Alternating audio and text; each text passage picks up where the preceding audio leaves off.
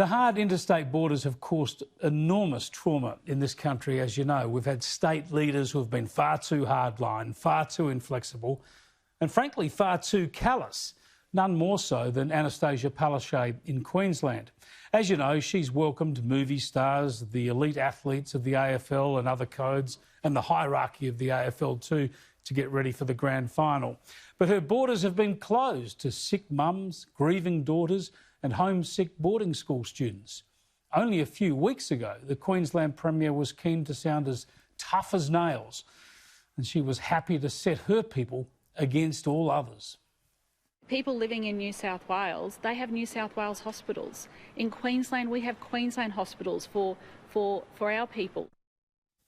You know, I'm still astonished she said that and meant it. I mean, it goes against everything this nation has ever stood for. It goes against federation. It goes against how health is funded across this nation. And it was an affront to our core value of mateship. A lot of people had tried to argue that this sort of selfishness, this placement of Queensland above the national interest, would work for Palaszczuk in the lead up to the election. Perhaps that's what she thought too. But now, either her internal polling is telling her something different, or common decency has struck home and Queensland has started relaxing its rules. Tragically, it's opened its borders to the ACT less than a week after that ACT woman was denied the chance to attend her father's funeral. But now Queensland will extend its border bubble starting on October the 1st. This means people in northern New South Wales will be free to travel back and forth into the Sunshine State, and Queenslanders can do the same in reverse, so long as they all get cross-border permits. Look, it's a sensible move. These are all linked communities, but this should have happened weeks or months ago. In fact, they never should have had the hard border in the first place. And the New South Wales Premier certainly won't relent. I feel, given where we are in the pandemic, given that people do want to plan ahead for the school holidays, but also for Christmas and reuniting with family, I would like to see that border come down entirely. South Australia has finally opened its border to New South Wales, so among other things, I'll get to take my kids to see their grandparents for the first time since Christmas, so long as I can get some time off. This is finally moving in the right direction across the country at last, but it is too little too late, and we've got to keep the pressure up. In Victoria, while infections are going in the right direction, everything else is moving in the wrong direction. The lockdown and the curfew continue.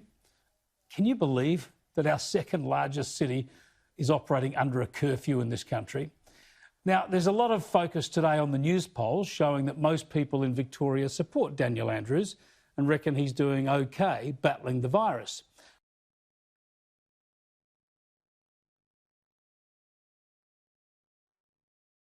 37% think it's too strict now. You can expect that share to grow, and possibly quite quickly.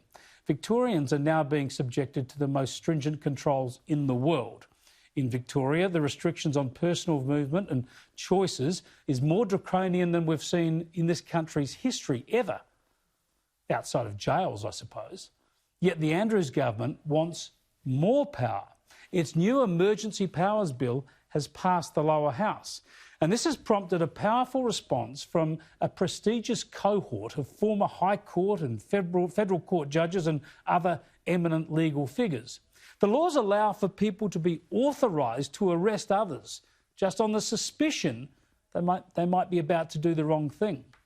The letter from the legal heavyweights says, in part, authorising citizens to detain their fellow citizens on the basis of a belief that the detained person is unlikely to comply with emergency directions by the authorised citizens is unprecedented, excessive and open to abuse.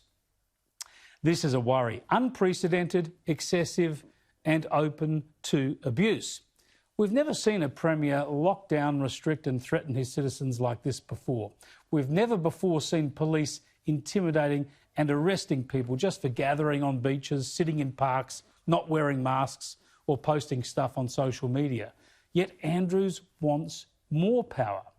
We've already surrendered too much to governments during this pandemic.